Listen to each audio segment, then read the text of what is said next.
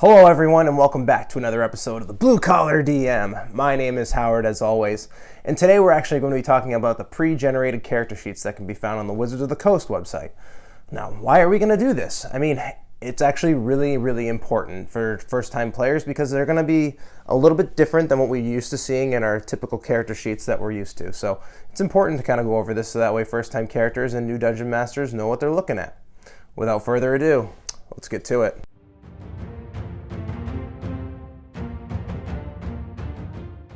Alright, so the pre-generated character sheets. Why are we going to go over them? Like I said before, they're a little bit different than our normal character sheets. The skill proficiencies are on a different place on the character sheet. Not all of them are actually listed because not all of them are applicable to certain characters.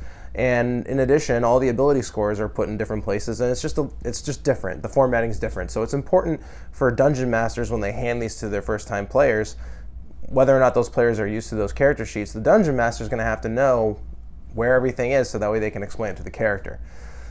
Now today what we're actually going to do is we're going to go over 4 of these specific characters so that way we can get a good feel of them. They are actually going to be the Human Fighter, the Drow Rogue, the Dragonborn Sorcerer, and in addition the Dwarf Cleric. Now the reason why we're going over to these 4 is because there's one of these characters are actually in each of the different subcategories that Wizards of the Coast actually places certain characters in, so that's why we're going to go over these 4. But there are a lot more. There's the monk, there's the wizard, there's a bunch of other character classes you can pick from, but we're going to go over these 4 because they're just good examples.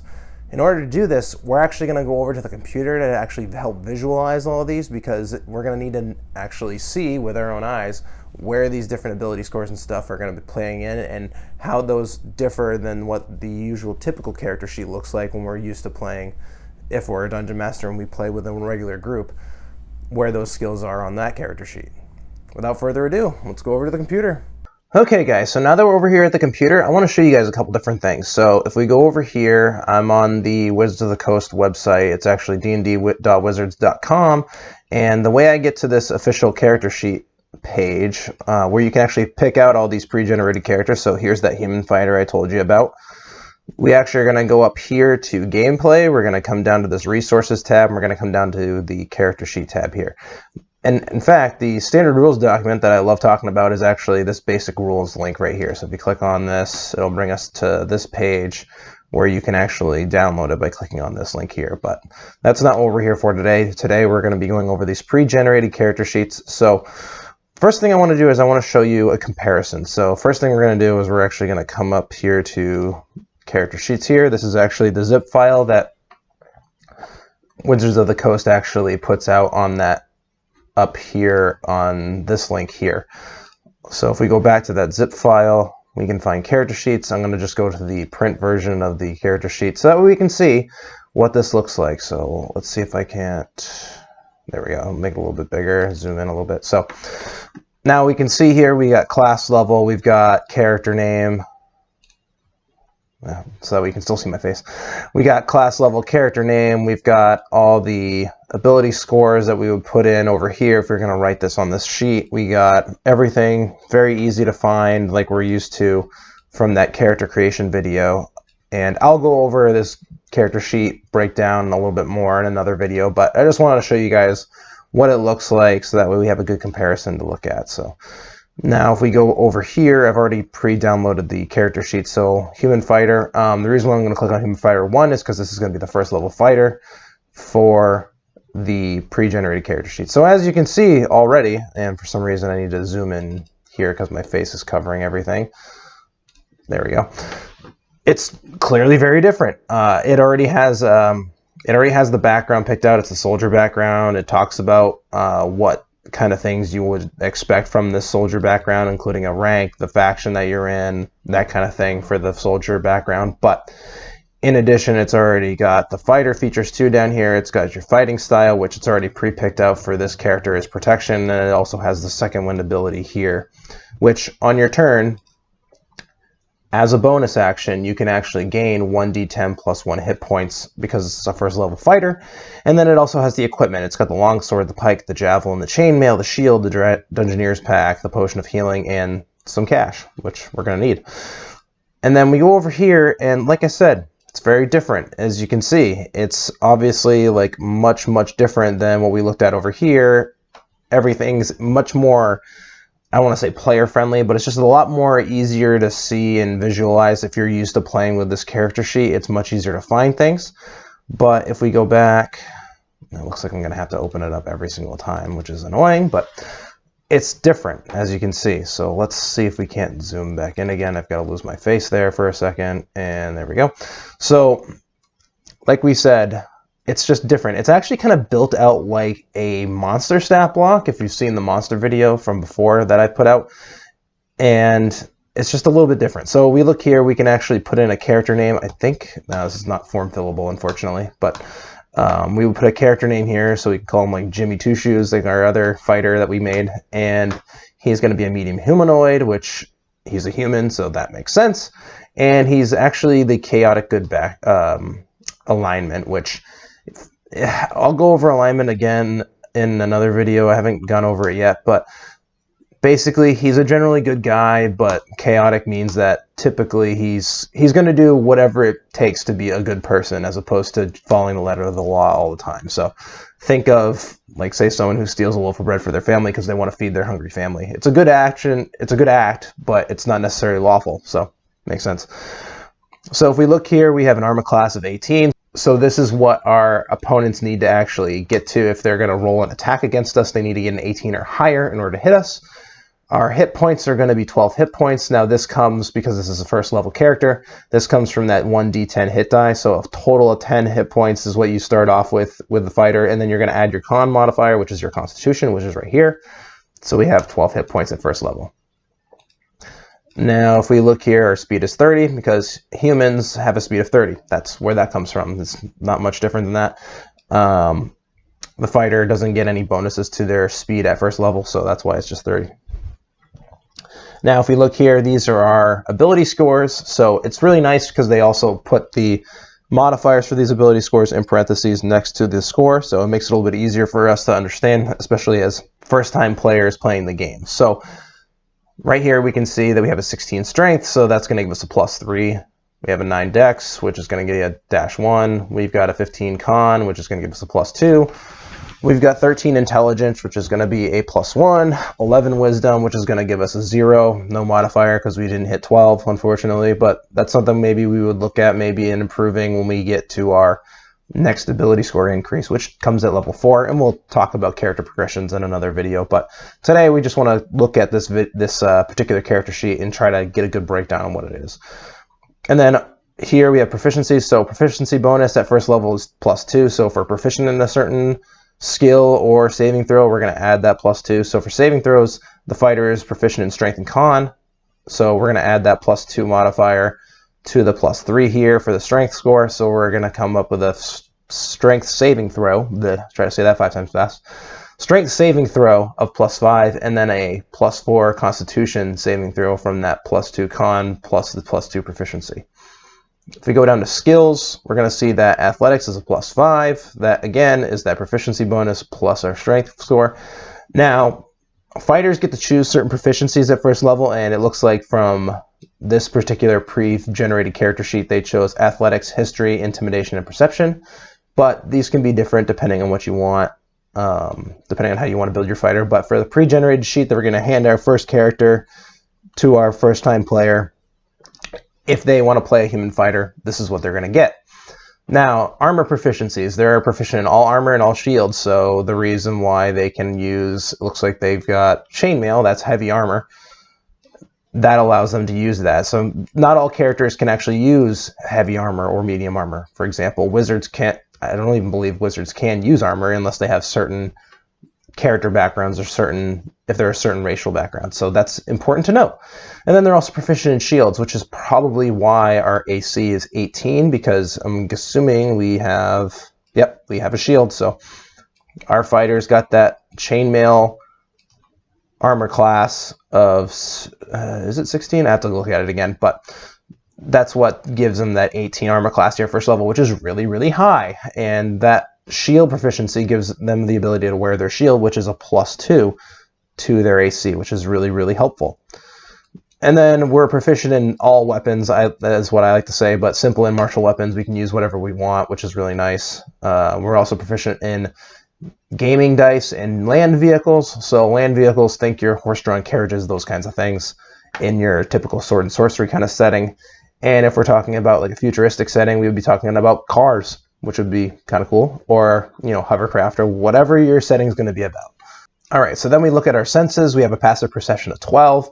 So that passive perception actually comes from this +2 perception bonus here. So if we weren't proficient in perception, we would actually only have a passive perception of 10, because what this passive perception is actually a average roll of a dice on a d20, which is 10, plus whatever your perception modifier is. Now, because we're proficient in perception, we can add +2 from our proficiency bonus. If we didn't have that, like I said, we'd be adding +0, so it'd only be 10. So we do have a little bit of a bonus to our passive perception, which, for a quick, easy explanation, passive perception is basically what the dungeon master uses to determine whether or not your character observes something. Like if something's sneaking up on you and you're not actively trying to perceive that particular creature or whatever it is, your passive perception is the score that's used as opposed to a roll. The next thing we find here is languages. So we're proficient in Common and Orc. So we're proficient in Common, which I can't think of any player character that's not proficient in Common, because that's the spoken word that we speak to each other at the table. And then Orc. Now, if we ever find any Orcs or half-Orcs that want to speak to us in Orc, then great, because that's going to come in handy. If we find any books in Orc, which we probably won't find, just because typically Orcs aren't scholarly types, but hey, maybe we run into a faction of Orcs that's a wizard school from back in the ancient times or something like that, and everything's written in Orc.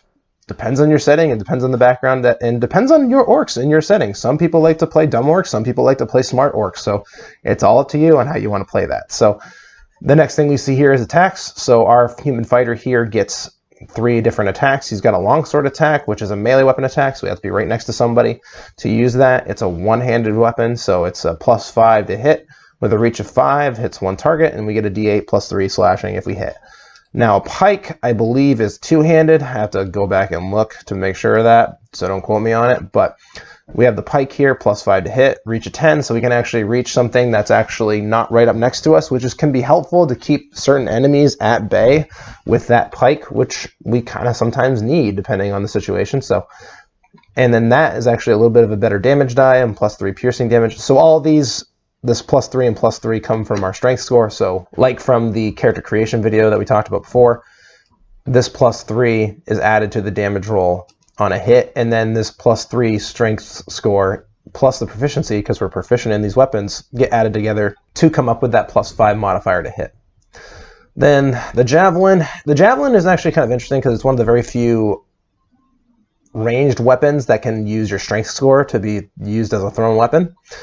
So we still get that +5 to hit, and it says we have a reach of 5 because we can still hit somebody right next to us with that Javelin.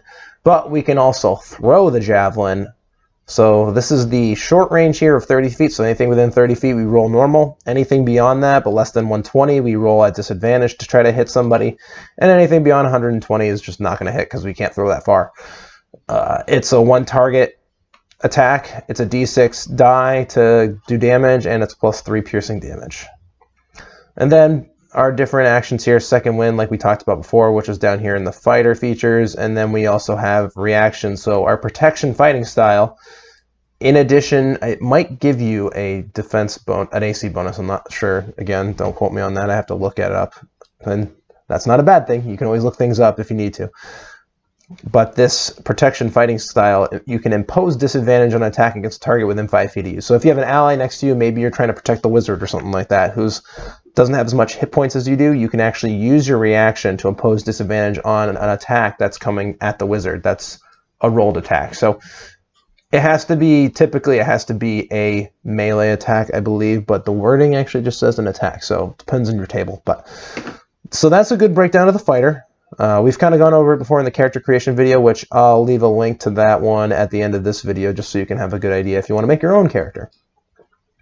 The next thing we're going to look at is the Drow Rogue. So we'll bring that up, and I'll need to find my zoom.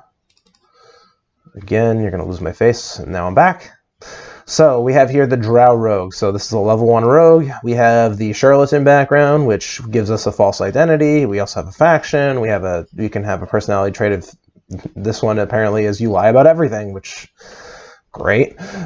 We also have an ideal of you're a free spirit. No one tells you what to do. We've got bonds. We got flaws, which it sounds like our personality trait is also a flaw, but whatever. That's just how this character is written out, but you can play it however you want. This is just the way they pre-fill it out.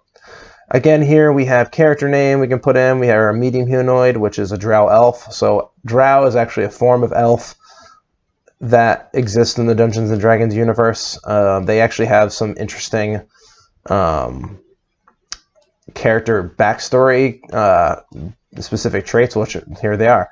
You actually have superior dark vision because Drow elves actually are known as dark elves. They usually live in the Underdark or underground, and that's why they're very good at seeing in the dark. So they have dark vision of 120 feet, which our fighter, if you remember, if I can pull that, I don't want to lose it. So our fighter doesn't have dark vision. There's actually a lot of character races that have dark vision, and that's actually going to be important when you're actually exploring in dungeons. But this particular character, the Drow Elf, has 120 feet of dark vision, which is actually really, really, really good. With that said, though, they do have sunlight sensitivity, which is not so great. So if you're actually in the direct sunlight with this Drow Elf, you're going to have disadvantage on attack rolls and on your wisdom or your wisdom perception. So like we've talked about in other videos, perception is actually a wisdom-based score. So our wisdom is going to determine what our perception is. We have disadvantage on these perception checks when we're in direct sunlight, or if our target is in direct sunlight. So there are situations where, depending on where you are, if you're in the shadows or if you're in the shadows but in direct sunlight, there's certain plays on that mechanic that can be interesting. So for DMs, this can be a little bit complicated. So if you do have a drow at your table, just keep that in mind.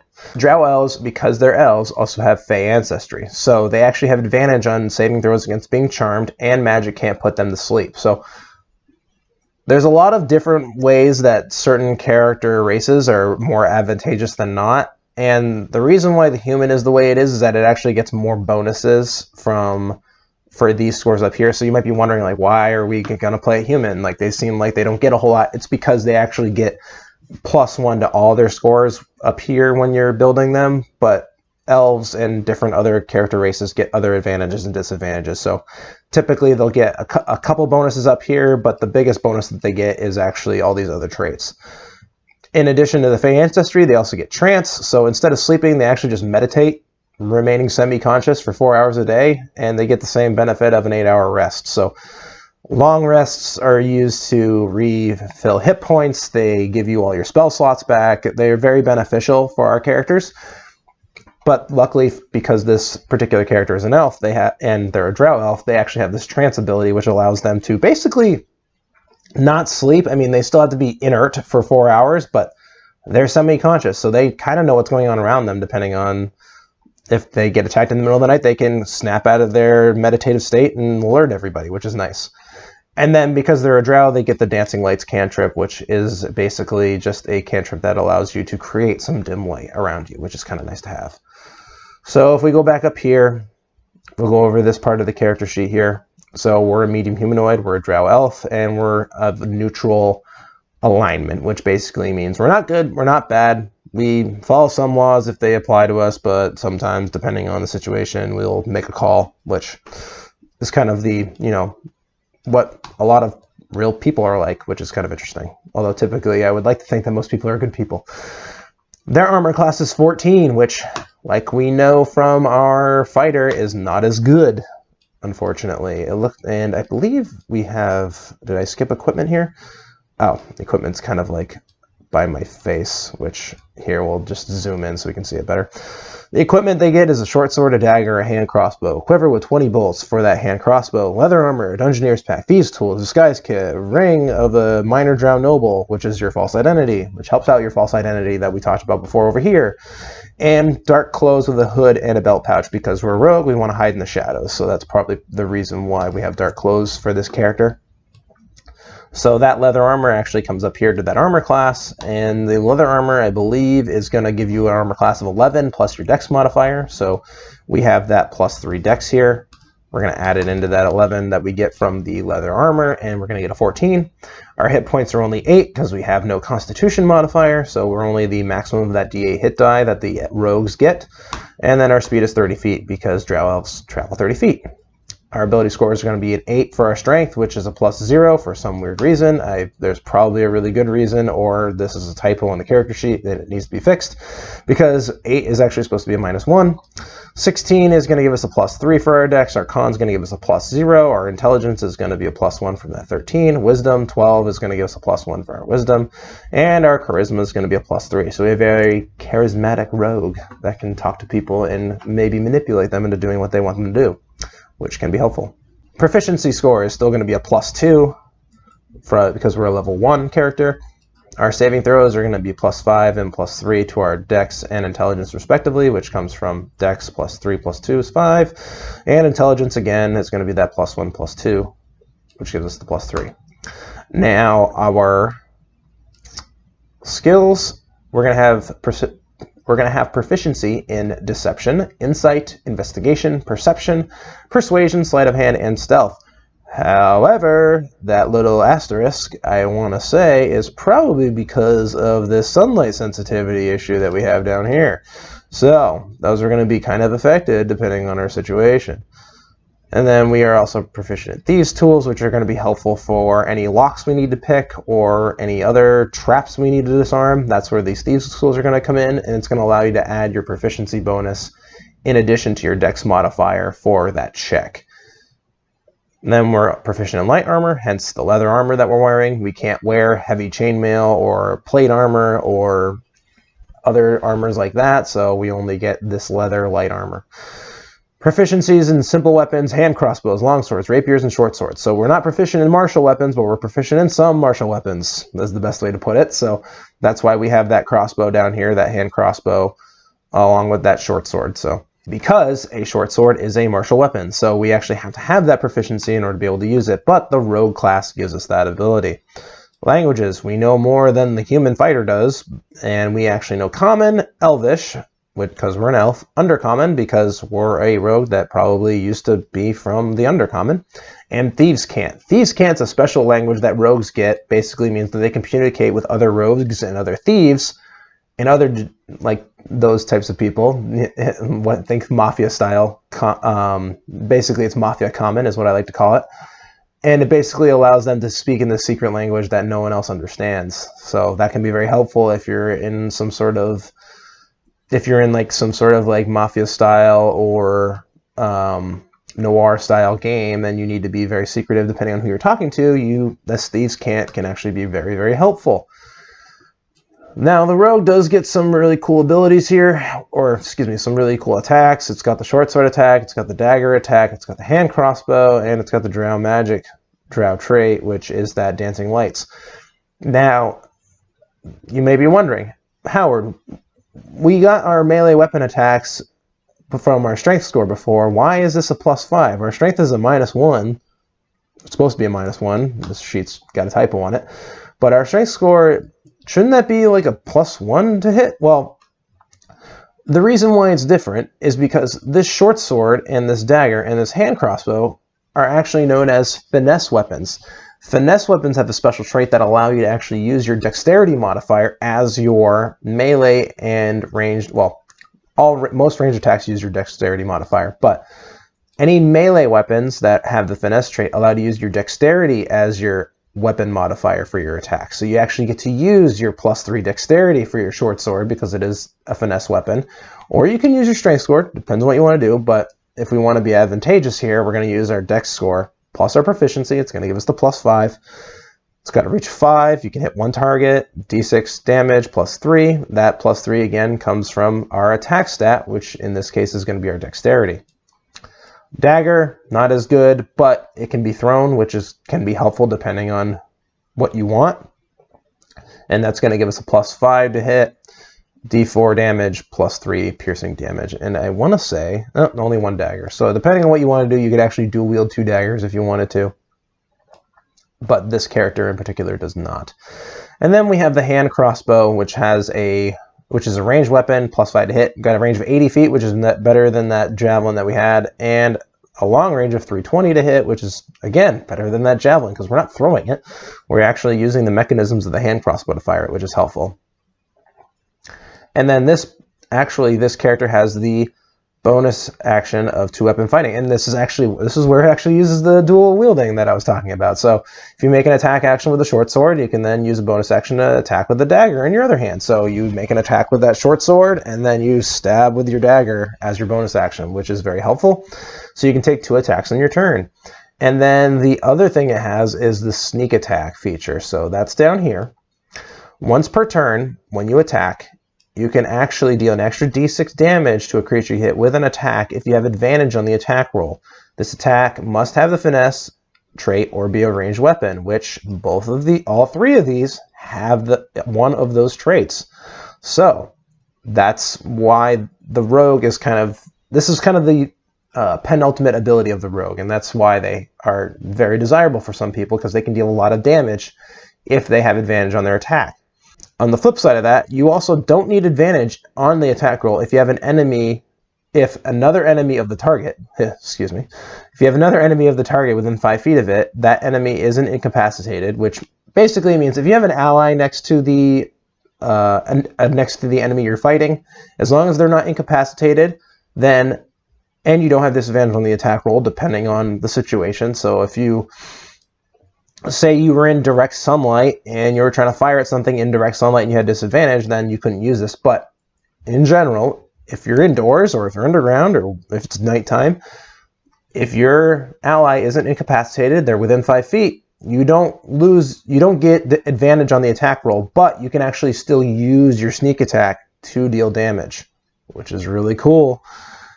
And the more levels you gain in this rogue class, the higher this damage die goes, and which is why people love playing rogues, is because while their typical attack may only do 1d6, they're throwing in a bunch of d6s later on down the road, which is really fun. And 2d6 damage at first level is a lot. We only have 8 HP. Other enemies, if they're level 1 enemies, are only going to have like 8 HP. So you can take an enemy out in 1 hit with a sneak attack. So it's important to have that. And then the other thing that they get from their rogue features is this expertise. Your proficiency bonus is doubled for any ability check you make using your perception or stealth skills. So that's where that asterisk is for. So if we go back here, the perception is +5, which now I'm realizing we only have a +1 wisdom and a +2 proficiency bonus. How did that happen? So we actually double our proficiency bonus. That's why we have +5. And then we have a +7 to stealth because we've got that 3 here for dex. We're adding 4 for a double because of this double proficiency bonus. And we get 7, and that's because of this expertise ability that the rogues get. All right, let's move on. So now we're going to go over to the Dragonborn Sorcerer. So it gets a little bit more complicated the further we go into this, and that's why I did it in this particular order, because the Dragonborn is a little different. We'll go to equipment right now. I mean, not the Dragonborn, the Sorcerer is a little bit different. So for equipment, the Sorcerer gets a quarterstaff, which it can use as an arcane focus, which we've talked about in the character video, which an arcane focus can be used as a substitute for the material component of spells, or you can have a component pouch if you want to do it that way. This character also has 20 darts, 2 daggers, an explorer's pack, hunting trap, drum, crafted from a bear's skull, component pouch, which it needs if it has any particular spells that require a certain monetary component, which is why it has it. Traveler's clothes, a belt pouch, and 10 gold pieces. So you have the Dragonborn Sorcerer. He's a little bit different. Like every class that we're going to do, they're going to be a little bit different. This guy is actually more of a damage dealing type of class. So the reason why we're doing this order is because our pre-generated warriors, we have a fighter, pre-generated scoundrels, drow rogue, pre-generated mages, sorcerer, dragonborn, pre-generated healers, dwarf cleric. I just went right down the line in each of the subcategories that Wizards actually puts these in. But you can still use any of these characters, and if you have any questions on any of these, or if you want me to do videos on some of these other characters to just kind of go over them, just leave a comment down in the comment section. I'll also be doing a breakdown of each character class in the future, so that might be more helpful to you, but depending on if you want me to go over this pre-generated sheet, that's fine too. So we go back to the Dragonborn Sorcerer. We have the Outlander background. We're a wanderer. We have excellent memory for maps and geography. We always can recall the general layout of terrain, settlements, and other features around us. In addition, we can find food and fresh water and for up to 5 people each day, provided that the land offers some sort of nourishment in general. If we're in a desert with nothing, we're screwed.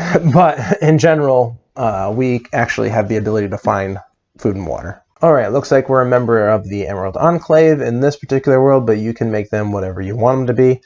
We have an ideal of to dishonor yourself is to dishonor your clan. We have a bond, we have a flaw. Same thing as all the other characters. Now, for Dragonborns, we have specific features.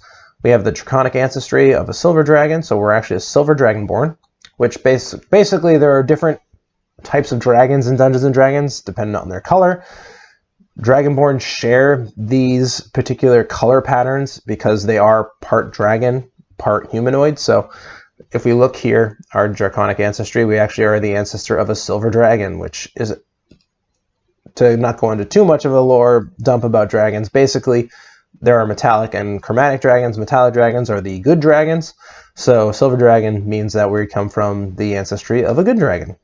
Because we have this Dragonborn ancestor, or this draconic ancestry trait, because we're a Dragonborn, we get a breath weapon, which is kind of funny. It actually recharges after we finish any of our short or long rests, and basically we can exhale cold energy, because Silver Dragon is a cold dragon, or an ice dragon.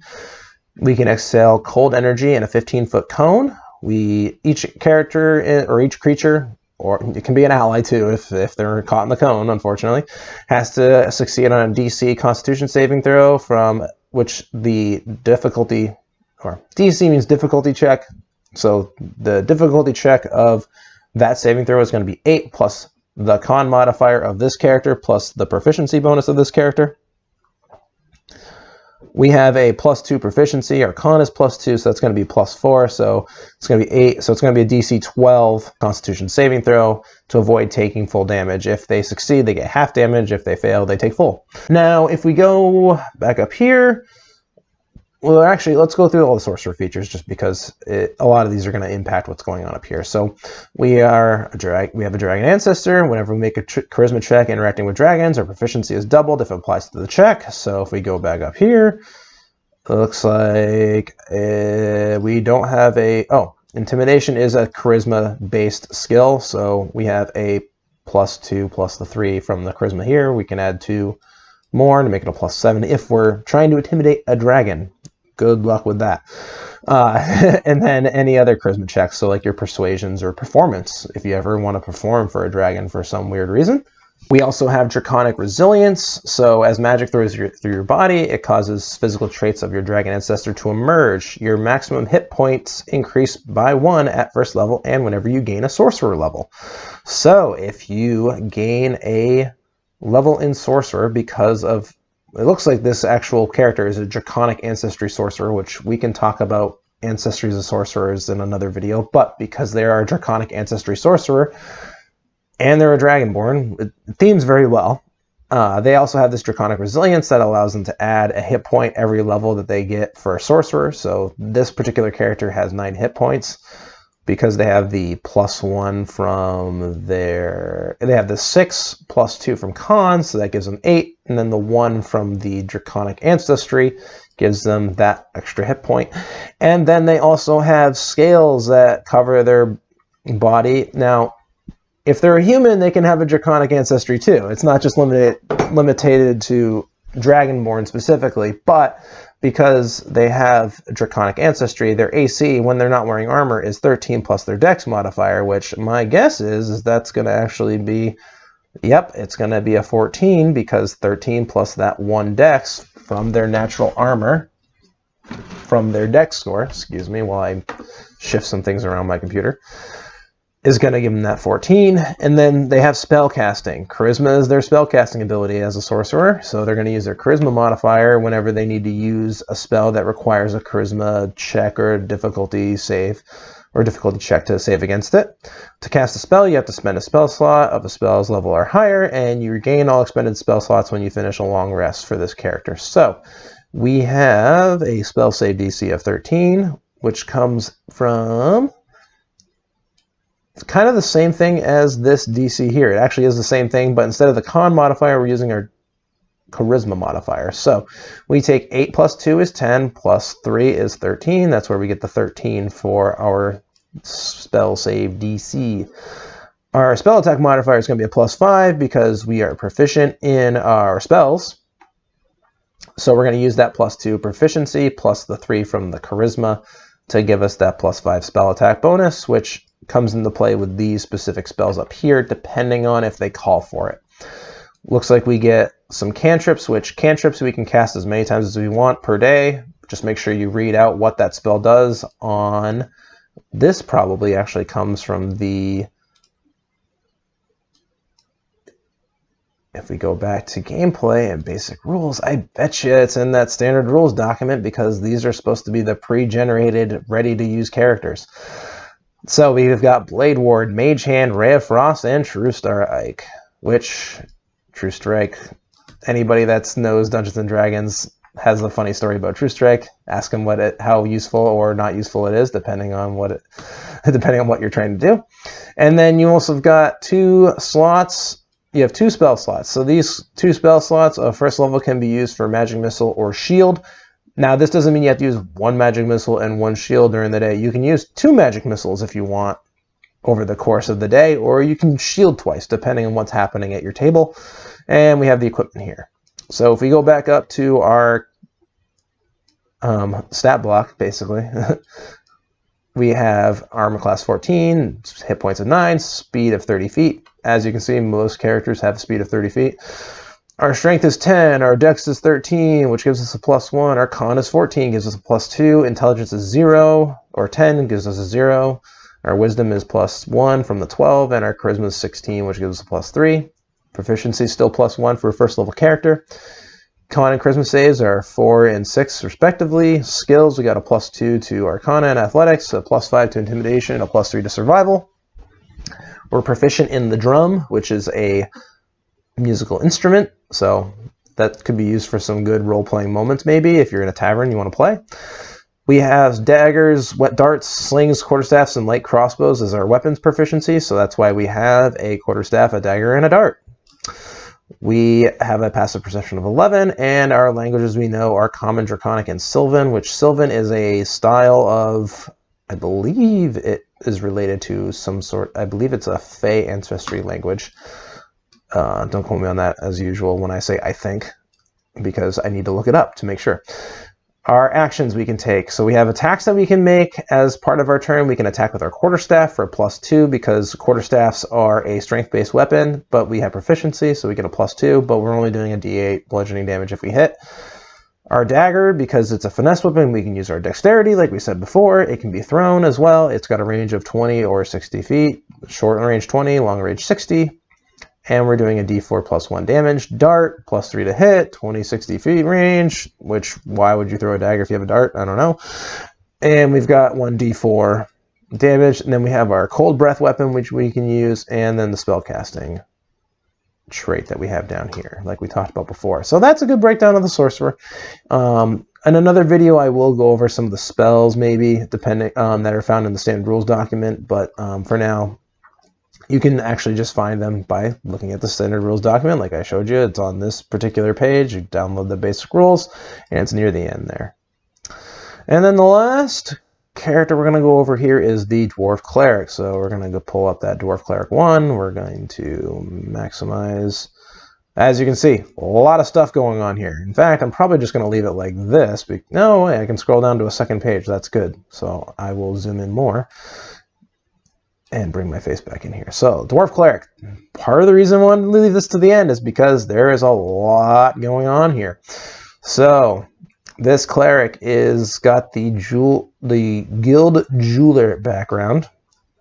So he is a member of a guild of jewelers. If you want to include that in your game, you can. You don't have to. Guilds can be given some advantages or disadvantages depending on how involved guilds are in your game. So keep that in mind. And then he's he's part of the Lord's Alliance faction. He has a loose coalition established with some political powers in the area, so that can help him depending on what scenario he's in. He's got the personality trait of a perfectionist, so he demands a lot from himself and expects a lot from others. He's got an ideal. He's got bonds and he's got flaws. Looks like he's a greedy guy, so he likes money. It's a good flaw to have, I guess, it can produce some interesting types of role-playing moments, I'm sure. And then we have dark vision. So remember, I said we had dark vision for certain characters, but not others. So that Dragonborn did not have dark vision, if I'm remembering correctly. But our dwarf here does, of 60 feet. Not as good as the Drow Rogue. The Drow Rogue can see 120 feet in darkness because he's used to living in the dark.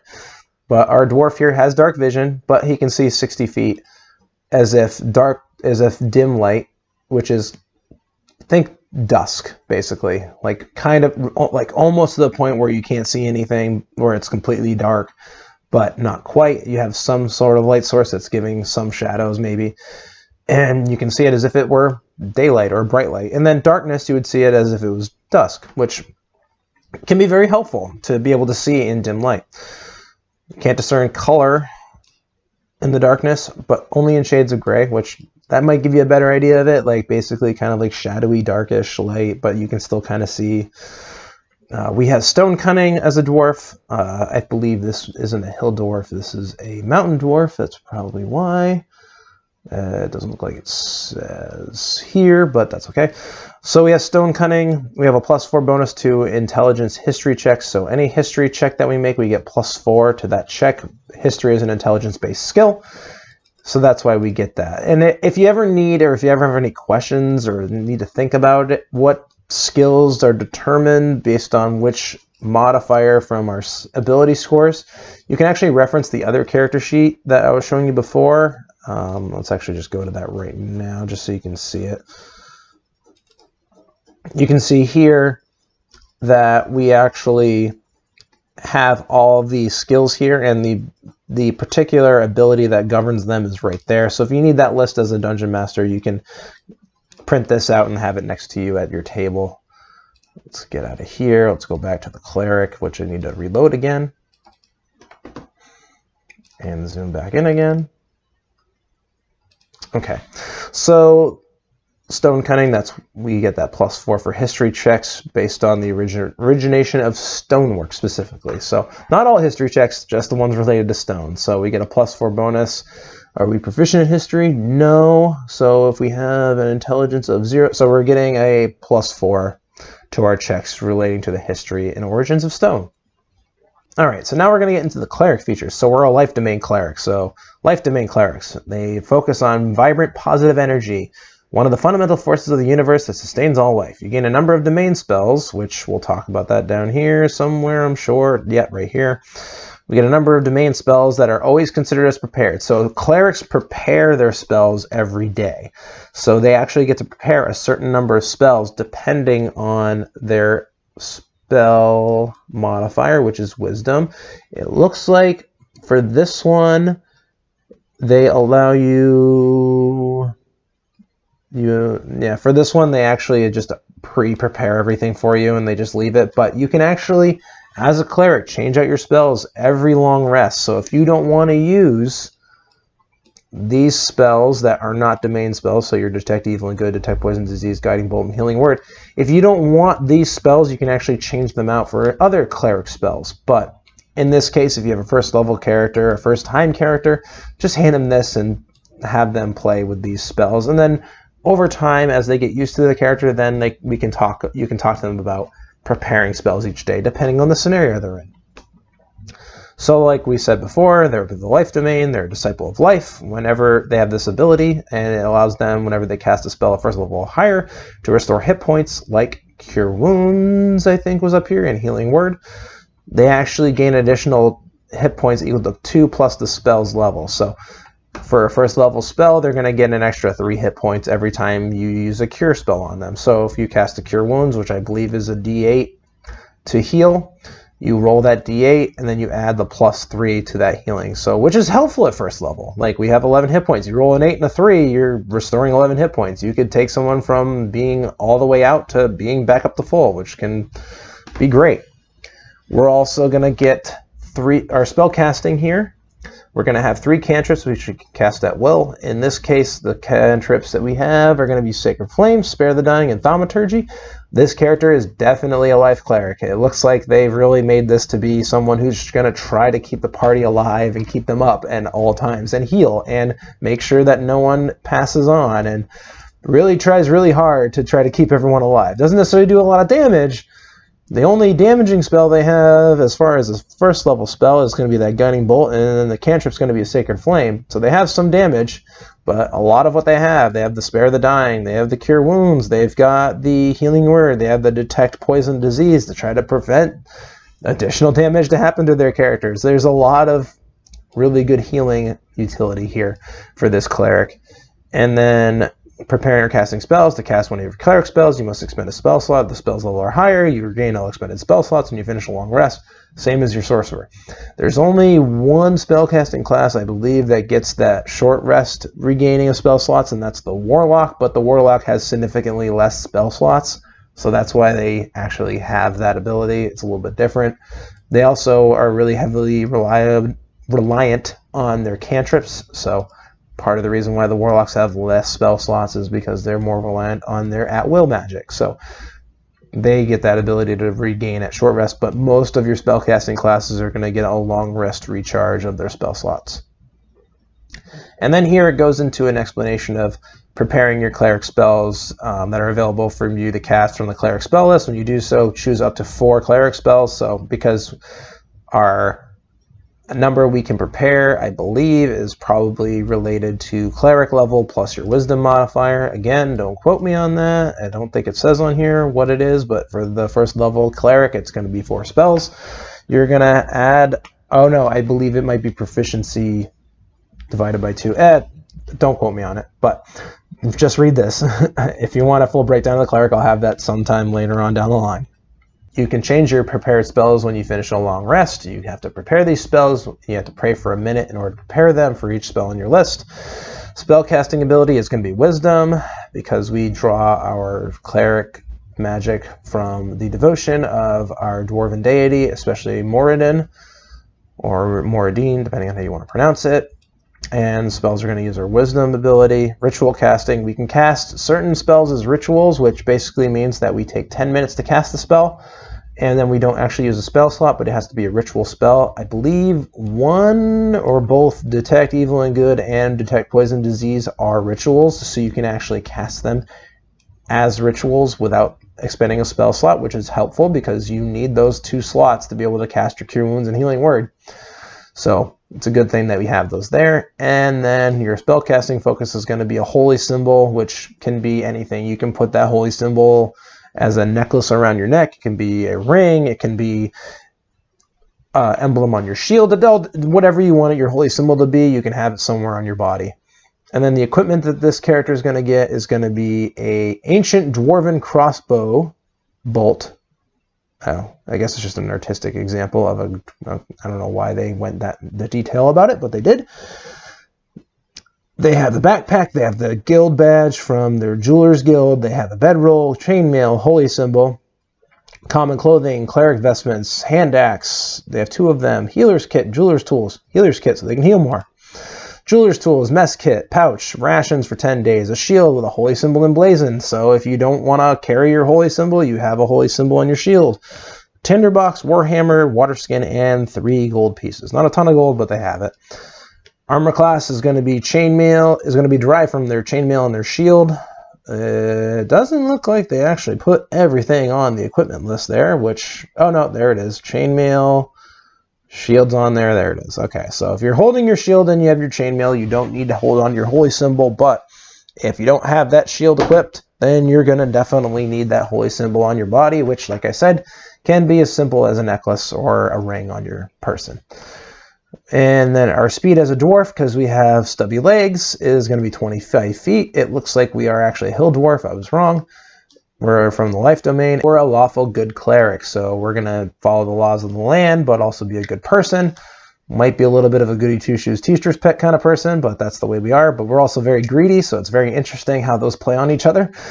We have a strength score of 14, which gives us a +2. We have a Dex of 8, which is a -1, a Constitution of 15, +2, Intelligence of 10, which is 0, Wisdom 16 for a +3, and a Charisma 12 for a +1. Proficiency bonus, still level 1. We're staying at a +2. We're proficient in all armor and shields. We looks like we have a +5 Wisdom save and a +3 Charisma save, and we have advantage on saving throws against being poisoned from our Hill Dwarf background. So that's actually important to note. I don't know why they didn't put in the dwarf features, but because we are a dwarf, we actually have advantage on saving throws against being poisoned. I think specifically Hill Dwarves, but again, I said I think, so don't quote me. So we have skills of Insight, Medicine, Persuasion, and Religion, which are going to be derived from that proficiency bonus plus whatever skills they're determined by. So Insight's going to be a Wisdom-based, Medicine's going to be Wisdom-based, Persuasion's going to be Charisma-based, and Religion's actually Intelligence-based. We're proficient in brewer supplies and jeweler's tools because we are a jeweler. That would make intuitive sense. And then we have weapon proficiencies in battle axes, simple weapons, and warhammers. I believe battle axe and warhammer actually comes from our dwarf background again, because I do not believe life clerics get battle axe and warhammer as proficiencies for their weapons. Same thing with that if we go down to, where's armor? Is armor on here? Yeah, all armor and shields, I believe, comes from our dwarf background. Doesn't come from the cleric background, I know that. We have damage resistance to poison, which, again, another dwarf feature. We have dark vision 60 feet, passive perception 13. We speak common, dwarvish, and giant.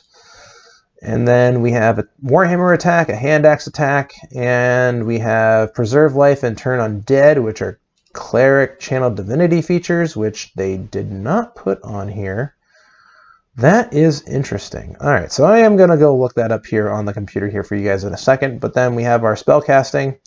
Spell save DC is going to be 13 plus 5 spell attack, and we have the Sacred Flame, Spare the Dying, and Thaumaturgy cantrips, and the Bless, Cure Wounds, which are our domain spells. And then we have Detect Evil and Good, Detect Poison Disease, Guiding Bolt, and Healing Word. So let's see if I can find these for you really quick, because we're going to need that.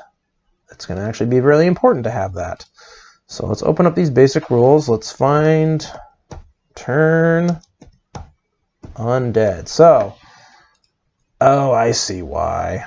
Because Channel Divinity doesn't come online until level 2, by the looks of it.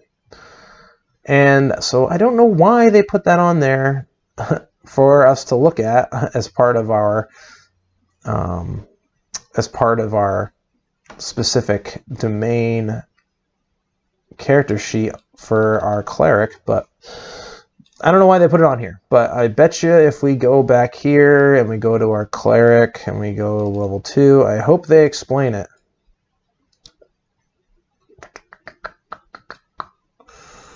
Maybe.